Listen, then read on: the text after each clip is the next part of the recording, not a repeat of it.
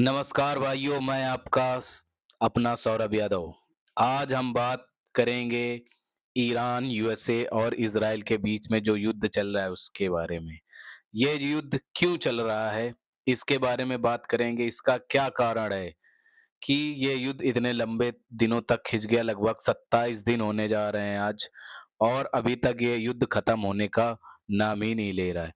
क्या कारण था इज़राइल, यूएसए को ईरान पर हमले करने की? क्या सच में न्यूक्लियर वाला प्लान था कि वो न्यूक्लियर बम बना रहा है, परमाणु बम बना रहा है इज़राइल, ईरान, इस वजह से इज़राइल ने उस पे अटैक किया और यूएसए ने, या फिर कोई और कारण था? आइए विस्तार से समझते हैं कि इसका क्या कारण था। इसका मुख्य कारण, जैसे कि आपको पता होगा कि इसका जो मुख्य कारण था, एप्स्टीन फाइल था। एप्स्टीन फाइल में इन लोगों के नाम थे। नेतन्याहू का भी नाम था, जो इज़राइल के प्रधानमंत्री हैं। राष्ट्रपति जो हैं आपके ट्रंप, उनका भी नाम था, और कई सारी बड़ी हस्तियों के नाम इस फाइल में थे। तो ध्यान भटकाने के लिए इस युद्ध को ईरान से छेड़ा गया। इज़राइल और यूएसए ने सोचा होगा कि ये युद्ध 1 या 2 दिन में खत्म हो जाएगा, लेकिन ऐसा नहीं हुआ। ईरान ने इज़राइल और यूएसए को दोनों को एक साथ मुंह की खिलाई।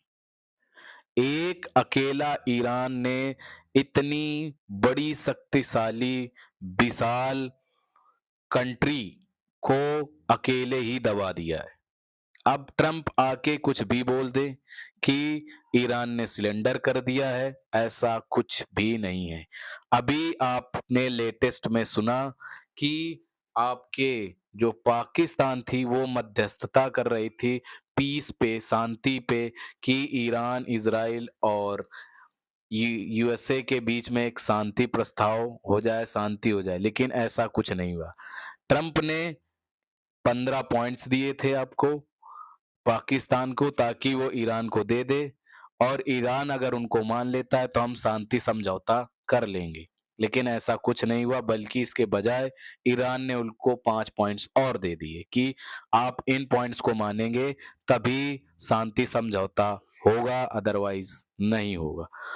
तो आपको क्या लगता है, क्या यह युद्ध और लंबा खिंचेगा, या फिर ईरान यूएसए के सामने घुटने टेकेगा, या फिर यूएसए ईरान के सामने घुटने टेक देगा? जो कि ऐसा लग रहा है कि जिस तरीके से यूएसए और ईरान ने मिलके, इज़राइल ने मिलके ईरान पर हमला किया था, बस यही सोच के कि ये ज़्यादा दिन मेरे सामने सर्वाइव नहीं कर पाएगा, ऐसा कुछ भी नहीं हुआ। ईरान ने बल्कि उसको मुँहतोड़ जवाब दिया, दोनों कंट्रीज़ को।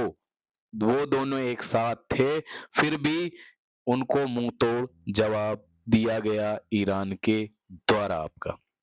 ईरान ने जहां-जहां भी यूएसए के एयर बेस थे, वहां पर बहुत भारी नुकसान भी पहुंचा रखा है। चाहे वो सऊदी अरब हो, चाहे वो कुवैत हो, चाहे वो यूएई हो, जहाँ-जहाँ पे भी उसके आस-पास, उसकी रेंज पे जो भी चीज़ें थीं, जो भी एयरबेस थे यूएसए के, उनको बहुत ही ज़्यादा हानि पहुँचा दी। यूएस से इज़राइल और ईरान के इस युद्ध के कारण पूरे वर्ल्ड में हाहाकार मचा हुआ है। कहीं कहीं किन्हीं-किन्हीं देशों में तो इमरजेंसी तक घोषित कर दी गई है, जैसे कि आपकी फिलीपींस में इमरजेंसी घोषित कर दी गई है। हमारे देश भारत में भी कुछ ऐसे ही हालात हैं। नरेंद्र मोदी जी ने, जो हमारे देश के माननीय प्रधानमंत्री जी हैं, उन्होंने भी संसद में आके बोला है कि हमें कोरोना जैसी महामारी से जिस तरीके से हम लड़े थे, उससे भी बड़ी महामारी आ सकती है।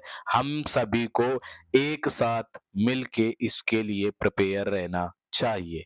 तो इससे पता चल रहा है कि पूरे वर्ल्ड में किस तरीके से हाहाकार मचा हुआ है। लेकिन ये युद्ध खत्म होने का नाम ही नहीं ले रहा। ना यूएसए सिलेंडर कर रहा है, ना ही ईरान सिलेंडर कर रहा है। क्या इसकी गलती थी इस पे? क्या ईरान की गलती थी, या यूएसए की गलती थी, इज़राइल की गलती थी, किसकी गलती थी? ये आप कमेंट्स करके ज़रूर बताइएगा।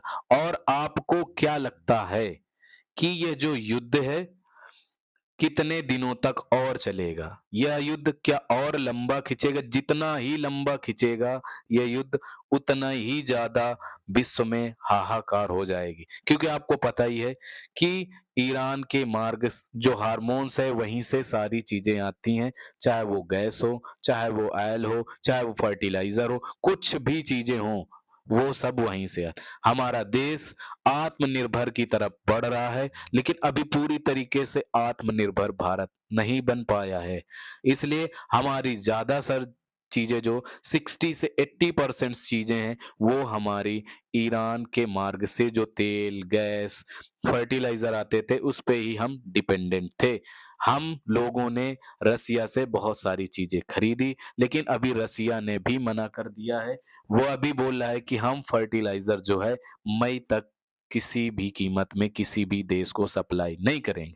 और आपको पता ही है कि हमारे देश एक कृषि प्रधान देश है, और जब तक फर्टिलाइज़र नहीं आएगा, तो फिर हमारे देश में जो कृषि होती है अच्छी, वह कृषि अच्छी नहीं हो पाएगी।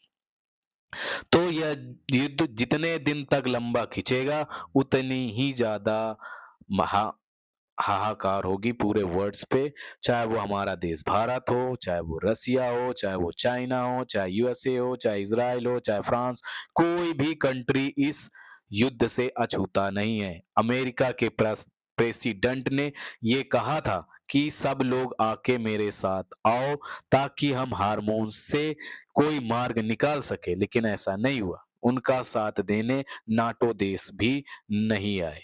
क्यों? क्योंकि ये एक तो सीधे तौर पर यूएसए और ईरान का, इज़राइल का, तीनों का यह युद्ध था, उसमें किसी ने भी पार्टिसिपेट अभी तक नहीं किया है। नए-नए मार्ग सऊदी अरब ने ज़रूर ढूँढे, लेकिन उसका भी कोई फ़ायदा नहीं रहा। वहाँ पे भी ईरान ने मिसाइल दाग दी। अब मिसाइल दगते ही जितनी भी रिफाइन्स कंपनियां थी, चाहे वो सऊदी की हों, चाहे वो कुवैत की हों, चाहे वो यूएई की हों, उन्होंने रिफाइनिंग करना ऑयल का बंद कर दिया, जिससे ऑयल की जो सप्लाई थी वो रुक गई है। वह हर जगह पर नहीं पहुंच पा रही। वैसे आज लेटेस्ट न्यूज़ के हिसाब से ऐसा माना जा रहा है कि ईरान ने 5 देशों के लिए हार्मोन्स का जो रास्ता है वो खोल दिया है। उनमें से हमारा देश भारत है, चाइना है, रसिया है, पाकिस्तान है और श्रीलंका भी है। ईरान हमारा एक अच्छा दोस्त भी है, और हमारे यहाँ से ईद पे कश्मीर प्रांत से, कश्मीर राज्य से बहुत सारी चीज़ों को ईरान भेजा गया है, और ईरान को हम लोग जो मेडिसिन है उसको भी सप्लाई कर रहे हैं, ताकि वहाँ की जो पब्लिक है उस पे जो एटॉमिक्स चीज़ें, जो मिसाइल्स दागी जा रही हैं, जो इसका केमिकल्स है, उसका उन पर प्रभाव ना पड़े।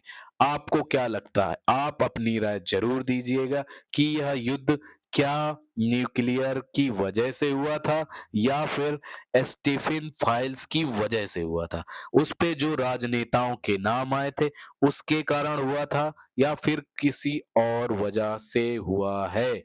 आपको क्या लगता है? आप अपनी राय देना बिल्कुल भी मत भूलिए। और क्या-क्या लोग कह रहे हैं, ज़रा ये भी मुझे सुनिए। गंदी नाली का कीड़ा कहा। आगे बात करते हैं क्या बात कर रहे रे थोड़ा-सा बाबा? कि जो स्टेफिन फाइल्स है, वो असल में है क्या? उसके बारे में थोड़ी-सी जानकारी ले लेते हैं।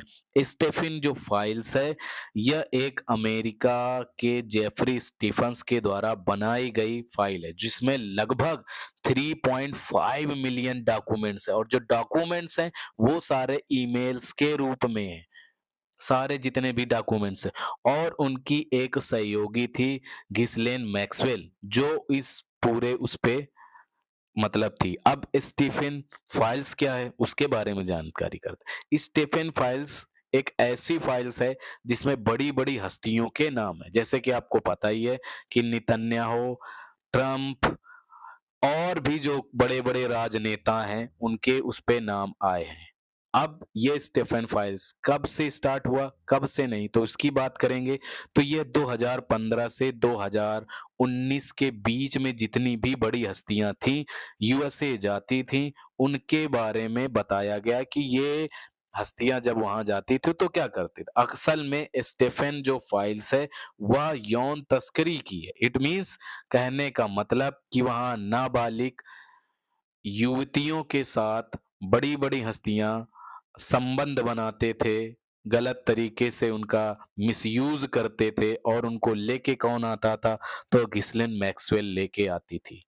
ये है मतलब कि उस जो वहाँ की बच्चियाँ होती थीं या लड़कियाँ होती थी नाबालिग, उनके साथ में राजनेताओं के अच्छे संबंध नहीं होते थे।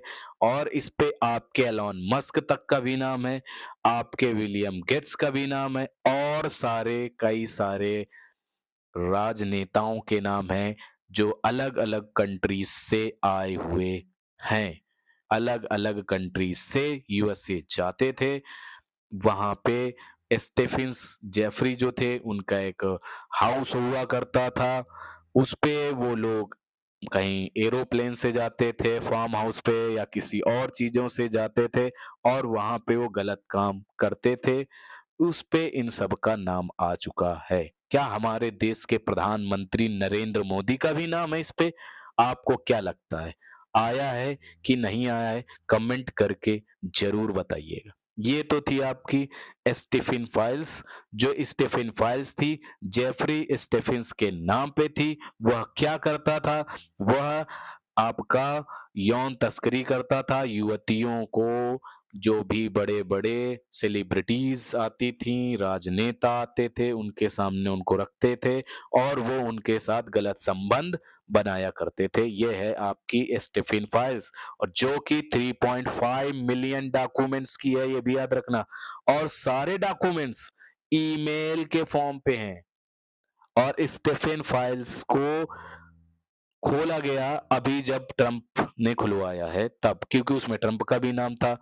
जब ट्रंप को प्रेशर पड़ा, क्योंकि ट्रंप ने अपने इलेक्शन में कहा था कि अगर हम जीतेंगे तो स्टेफन फाइल्स को खुलवाएंगे, तो उन्होंने जब वहां के लोगों ने प्रेशर डाला, विपक्ष ने, अपोजिशन ने, तो इसलिए वह फाइल खुली और बड़े-बड़े नेताओं के नाम साथ में उनके खुद का नाम वापस उस पे आया है।